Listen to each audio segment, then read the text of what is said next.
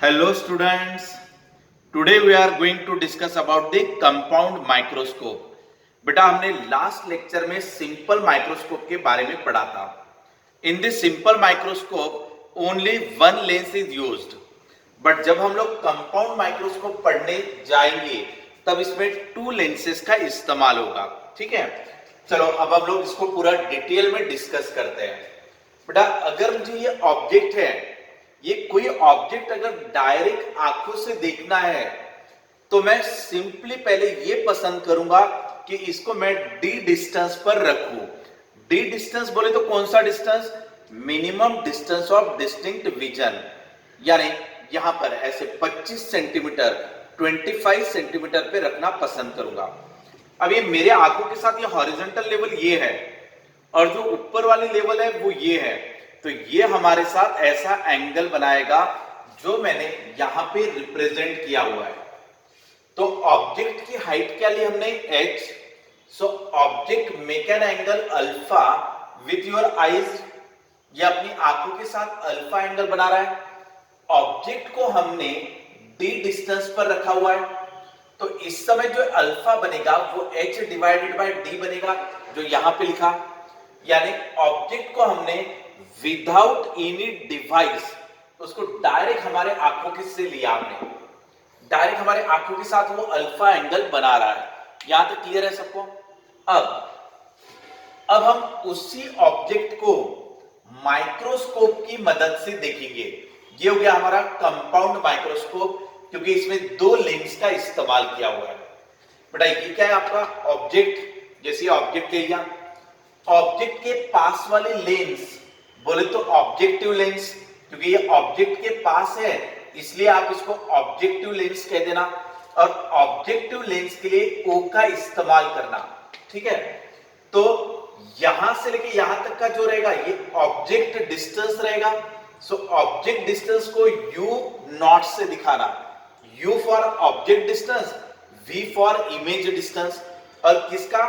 Objective lens का. सो ये ओ का इस्तेमाल किया फॉर ऑब्जेक्टिव लेंस और यू का इस्तेमाल किया ऑब्जेक्ट डिस्टेंस और वी का इस्तेमाल किया इमेज डिस्टेंस.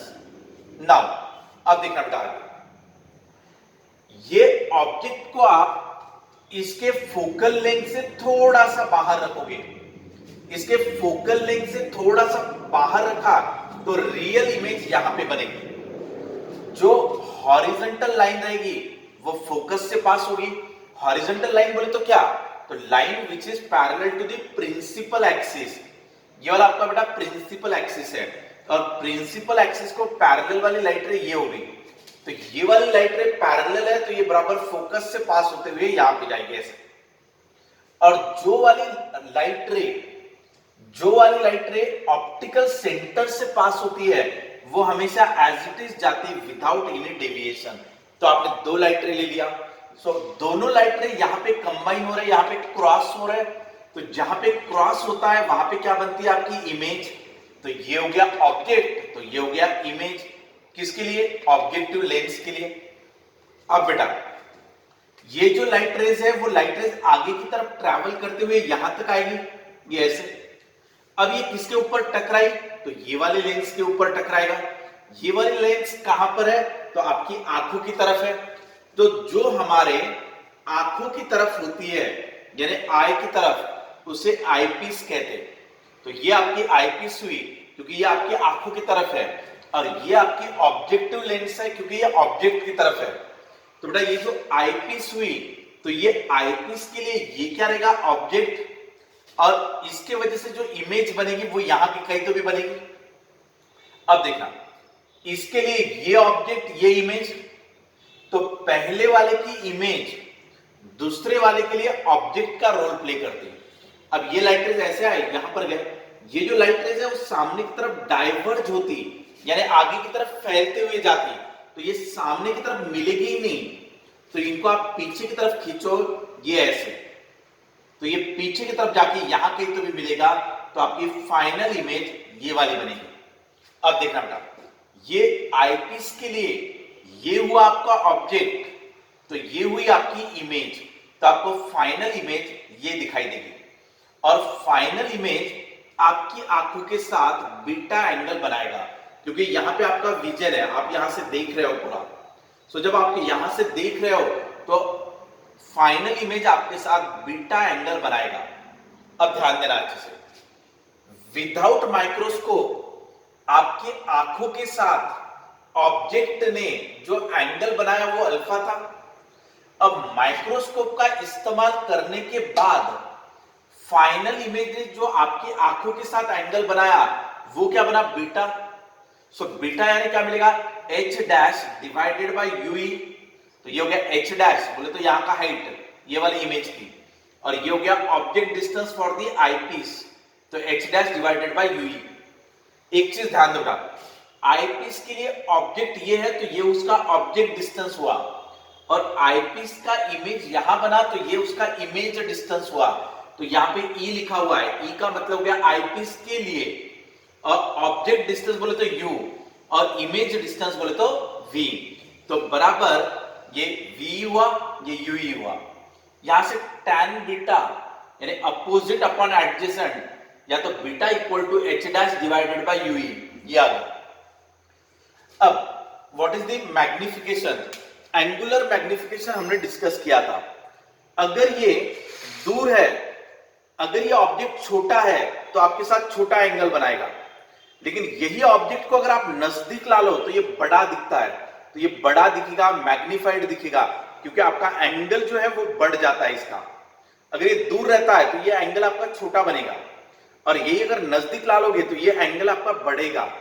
सो एंगल कितने से बढ़ा और पहले का एंगल कितना था, इन दोनों का रेशियो यानी एंगुलर मैग्निफिकेशन, यानी एंगल माइक्रोस्कोप का इस्तेमाल करके जो बना वो डिवाइडेड बाय एंगल जो बिना किसी डिवाइस के बना वो वाला, तो दोनों का रेशियो ले लिया ये। तो बेटा आपने बीटा निकाला था, अल्फा निकाला था, दोनों का रेशियो कर दो ये, तो ये तुम्हारा H dash divided by H, ये डी बाई यू आ जाएगा। ये डी बोले तो मिनिमम डिस्टेंस, डी यानी क्या होता है आपका 25 सेंटीमीटर के करीब, ठीक है, minimum distance of distinct vision. Now अब देखना, ये आपके ऑब्जेक्ट की हाइट क्या है, h, ये इमेज की हाइट क्या है, h डैश, ये वाला डिस्टेंस क्या है बेटा, v नॉट, और ये वाला डिस्टेंस क्या है आपका u नॉट। अब आप ध्यान देना, ये डायग्राम को हम वापस से यहां पे बना रहे हैं, ये वाली, तो यहां पे दो ट्रायंगल बन रहे हैं, ये पहला वाला ट्रायंगल, ये दूसरा वाला ट्रायंगल, तो ये मैंने यहां पे दिखाया। सो ये हो गया मेरा h, तो ये हो गया मेरा h डैश, यानी ये h तो ये h डैश, ये मेरा u नॉट और ये v नॉट, तो ये v नॉट और ये u नॉट। अब from the similarity, triangle similarity, h dash upon h अगर लूंगा तो v नॉट अपॉन u आएगा, तो h डैश अपॉन h की जगह पे v not upon u not रख दिया तो वो ऐसा आ जाएगा। बेटा ये हुआ मैग्निफिकेशन। सो ये मैग्निफिकेशन का फॉर्मूला हम डिराइव किए यहां तक। अब देखना, यू ई का मतलब क्या है, object distance for the eyepiece, ये देखो कहां पर है वो, object distance for the eyepiece, आंखों की तरफ है वो आईपीस, तो ये आईपीस का ऑब्जेक्ट डिस्टेंस बोले तो ये। अब अगर मैं चाहूंगा कि ये इमेज जो है वो इंफिनिटी पे बने, क्या कह रहा हूं मैं कि हमारी फाइनल इमेज कहां बननी चाहिए, इंफिनिटी पे। सो इंफिनिटी पे बनना यानी क्या, रेस क्या आनी चाहिए, पैरेलल। अब ये जो दोनों रेस थी फाइनल रेस, ये दोनों के दोनों अगर पैरेलल रहेगी ऐसी, तो ये पैरेलल अगर होगी तो ना तो ये सामने की तरफ मिलेगी ना तो ये पीछे की तरफ मिलेगी, तो ये कहां पर जाके मिलेगी, बहुत दूर जाकर मिलेगी, ऐसा आप कह सकते हो। क्योंकि ये वाले रेस क्या बन गए बेटा, पैरेलल रेस, और पैरेलल रेस कहा तो ये बहुत दूर जाके मिलेगा और बहुत दूर जाके इमेज बनेगी, यानी कहां पर बनेगी, इंफिनिटी पे। तो अगर मैं फाइनल इमेज को इंफिनिटी पे बनाना चाहता हूं तो ये रेस बनने चाहिए पैरेलल, और ये रेस तभी पैरेलल बनेंगे अगर ये ऑब्जेक्ट आपका फोकस पे बना तो।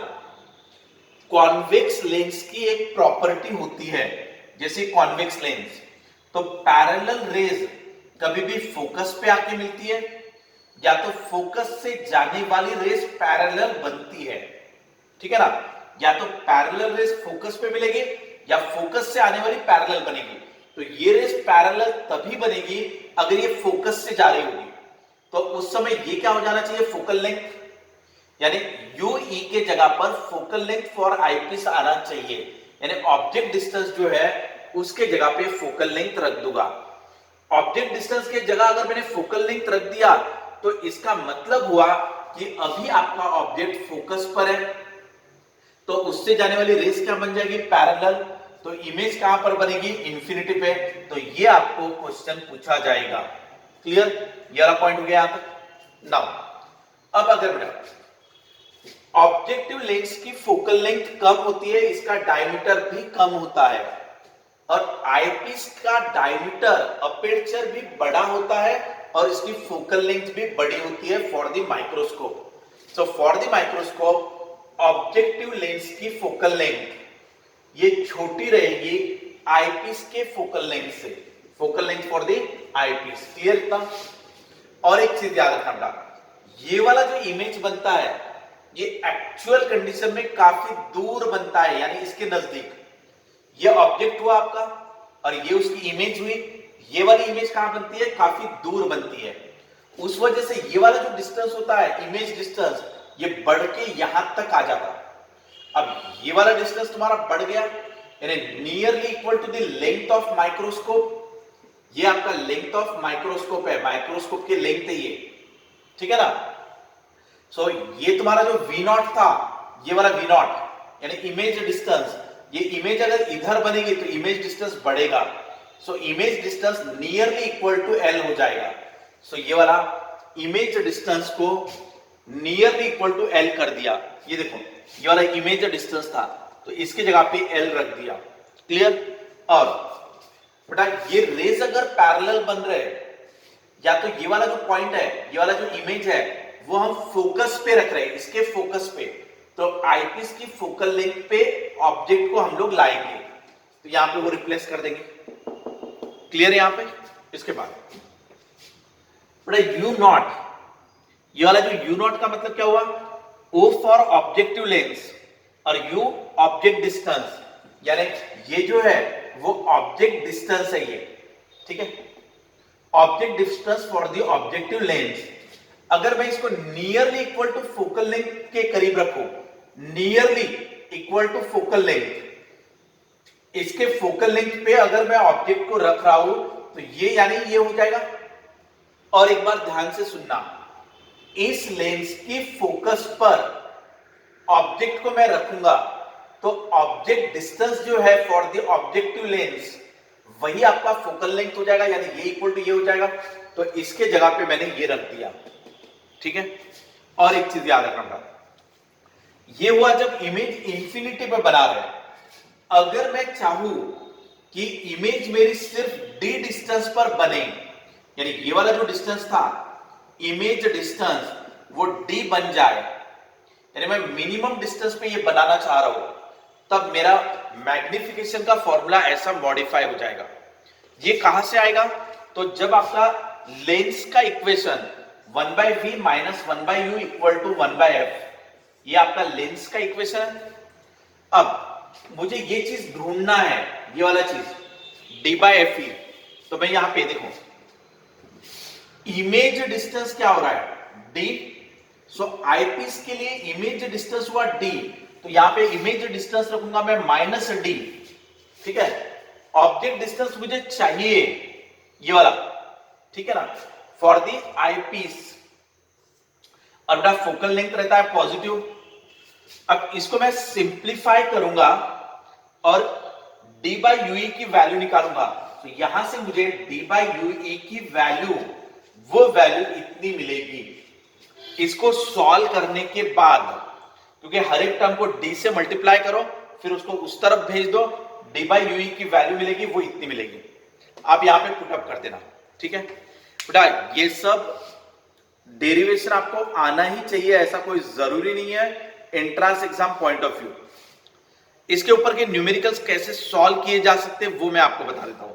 सिंपल माइक्रोस्कोप और कंपाउंड माइक्रोस्कोप दोनों को मैं कंपेयर करके आपको बताता हूं, ध्यान रखना सिर्फ अच्छे से। चलो इधर देखो, सिंपल माइक्रोस्कोप में सिर्फ एक ही लेंस का इस्तेमाल किया था हमने। ये अपना सिंपल माइक्रोस्कोप था, एक ही लेंस का इस्तेमाल। और ये कंपाउंड माइक्रोस्कोप ये है अपना, ठीक है ना। अब ध्यान दो अच्छे से, इसमें मैग्निफिकेशन के दो फॉर्मूले,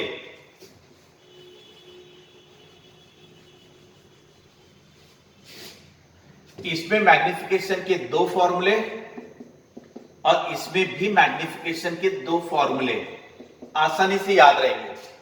पहला कब, जब इमेज आप इंफिनिटी पे बना रहे हो और बाद में जब इमेज आप डी पे बना रहे हो। सो इमेज जब इंफिनिटी पे बनाओगे तो फॉर्मूला आएगा डी बाई एफ ई, ठीक है। और जब इमेज आप डी डिस्टेंस पे बनाओगे तो फॉर्मूला रहेगा 1 plus D by F E, ठीक है। ये था आपका सिंपल माइक्रोस्कोप के लिए। और कंपाउंड माइक्रोस्कोप में फॉर्मूला क्या आ रहा था, तो वो आ रहा था v naught by you naught d by F E और v naught by you naught 1 plus D by F E. ये वाला रहेगा जब इमेज इंफिनिटी पे बनेगा और ये वाला रहेगा जब इमेज डी डिस्टेंस पे बनेगा। तो आपको फॉर्मूले अच्छे से याद रख लेना है। सो डी बाई एफ ई का ही खेल है ये। इमेज अगर इंफिनिटी पे बनी तो नॉर्मल एडजस्टमेंट कहलाता, क्योंकि नॉर्मली आप दूर की चीजें रिलैक्स वे में देखते हो, आपकी आंखों पे कोई स्ट्रेस नहीं जनरेट होता जब इमेज इंफिनिटी पे बनती है, ठीक है। लेकिन उस वक्त आपको मैग्निफिकेशन कम मिलता है। लेकिन अगर आप ऑब्जेक्ट को नजदीक ला रहे हो ऐसे डी डिस्टेंस पर, तो आपकी आंखों में थोड़ा स्ट्रेस आएगा, लेकिन आपका मैग्निफिकेशन 1 से इंक्रीज होगा। सो जब इमेज को इंफिनिटी पे ले जा रहे हैं तो ये मैग्निफिकेशन, अगर इमेज को मिनिमम डिस्टेंस डी पे ले जा रहे हो तो आपका ये मैग्निफिकेशन। ये आपका सिंपल माइक्रोस्कोप, ये आपका कंपाउंड माइक्रोस्कोप, ठीक है बेटा। इसके अलावा अब हम लोग देख लेते हैं टेलीस्कोप के बारे में। वैसे आपको टेलीस्कोप भी 2-3 टाइप के दिए हुए हैं।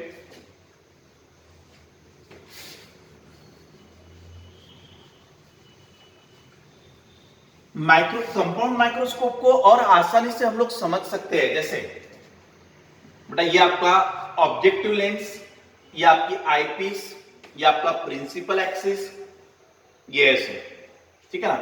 बराबर ध्यान देना इधर। यहां पे क्या रहेगा बेटा अपना ऑब्जेक्ट, तो ये क्या हुई आपकी ऑब्जेक्टिव लेंस। यहां से आप देखोगे तो ये क्या रहेगा आपका आईपीस, ठीक है। यहां से रेस पास होंगी ऐसे, ये ऐसे आएगा, ये ऐसे आएगा, रेज आपकी ऐसे पास होगी, यहां पे इमेज बनेगी और फाइनल इमेज यहां की तो भी बनेगी। ये क्या है आपका कंपाउंड माइक्रोस्कोप। इसमें ये है आपकी ऑब्जेक्टिव लेंस, ये है आपकी आईपीस। अब ध्यान दो बेटा, कोई भी दो लेंस रहे, इसका मैग्निफिकेशन M1 है, इसका मैग्निफिकेशन M2 है, तो दोनों का मिला के मैग्निफिकेशन M1 इंटू M2 आता है। ये फॉर्मूला होता है आपका। ऐसे अगर 3 लेंस रहे M1, M2, M3, तो उनका magnification M1 into M2 into M3 होता है। ये आप सभी को पता है। तो हम इसको भी डायरेक्ट इस्तेमाल कर सकते हैं। देखना, इसका मैग्निफिकेशन ले लेता हूं मैं MO, यानी magnification for the objective lens. ये आ जाएगा मेरा V not by you not. ये भी हमारा फॉर्मूला होता है मैग्निफिकेशन का फॉर द लेंस। ये क्या है अपनी आईपीस, तो आईपीस का मैग्निफिकेशन ले लेंगे हम लोग। सो उसका फॉर्मूला था डी बाई एफ ई। ये सिंपल माइक्रोस्कोप से लिया था, और सिंपल माइक्रोस्कोप में इसका और एक फॉर्मूला लिया था 1 plus D by F E. तो बेटा ये वाला कब आता था डी डिस्टेंस पर, और ये कब आता था इंफिनिटी पे। इसका मतलब क्या है कि फाइनल इमेज को आप इंफिनिटी पे बना रहे हो तब ये फॉर्मूला।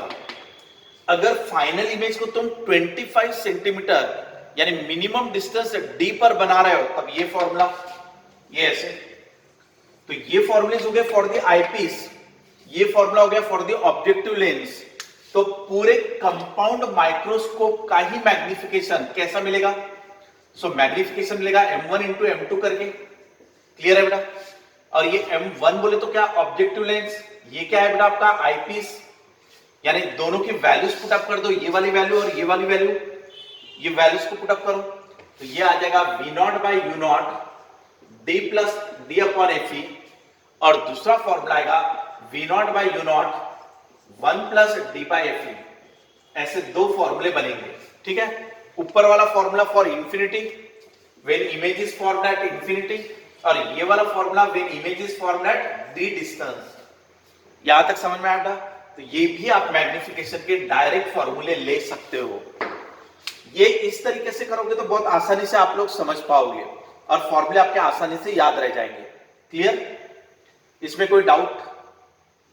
अच्छा, एक चीज, ये वाला क्या है बेटा हमारा image distance V O, O for objective lens का ओ, और ये इमेज डिस्टेंस हुआ। इसकी इमेज इसके लिए ऑब्जेक्ट रहेगा, सो ये रहेगा ऑब्जेक्ट डिस्टेंस फॉर आईपीस। पहले वाले की इमेज दूसरे वाले के लिए ऑब्जेक्ट बन जाती है, तो इसका इमेज डिस्टेंस है ये, तो वी नॉट, और इसके लिए ऑब्जेक्ट है तो ऑब्जेक्ट डिस्टेंस यानी यू फॉर द आईपीस। तो बेटा यहां से लेंथ ऑफ टेलीस्कोप ले लो एल। एल का मतलब क्या होता है? लेंथ ऑफ टेलीस्कोप, नहीं सॉरी टेलीस्कोप नहीं, माइक्रोस्कोप। सो माइक्रोस्कोप की लेंथ यानी क्या होगा U E plus V naught. So length of compound microscope is U E plus V naught. समझ में आ रहा है बेटा? इस तरीके से आपका पूरा कंपाउंड माइक्रोस्कोप है। कंपाउंड माइक्रोस्कोप के न्यूमेरिकल्स आप दो लेंस को सेपरेट लेके भी सॉल्व कर सकते हो। आपको लेंस के फॉर्मूले पता है? लेंस का फॉर्मूला क्या है? 1/v minus 1/u equal to 1/f। Magnification का फॉर्मूला क्या है? v by u। तो इन फॉर्मूले को आप सेपरेट सेपरेट इस्तेमाल करो, इसके लिए सेपरेट इस्तेमाल करो, इसके लिए सेपरेट इस्तेमाल करो, तो भी आप न्यूमेरिकल सॉल्व कर सकते हो। या तो आप फॉर्मूले को याद करके भी न्यूमेरिकल सॉल्व कर सकते हो। आपको मेन है ये वाला D by F E 1 plus D by F E, ये होता है for this simple microscope that is a eyepiece. ये होता है ऑब्जेक्टिव लेंस का मैग्निफिकेशन, इन दोनों मैग्निफिकेशन का प्रोडक्ट यानी कंपाउंड माइक्रोस्कोप। क्लियर? ओके बेटा, हम लोग नेक्स्ट लेक्चर में टेलीस्कोप के बारे में पढ़ते हैं। इसके पहले वाले वीडियो में मैंने सिंपल माइक्रोस्कोप आपको डिटेल में समझाया है, ये वाला आपका पूरा कंपाउंड माइक्रोस्कोप। अभी अगले लेक्चर में हम लोग टेलीस्कोप के बारे में पढ़ेंगे। ओके, इन सब चीजों को अच्छे से रिवाइज कर लो।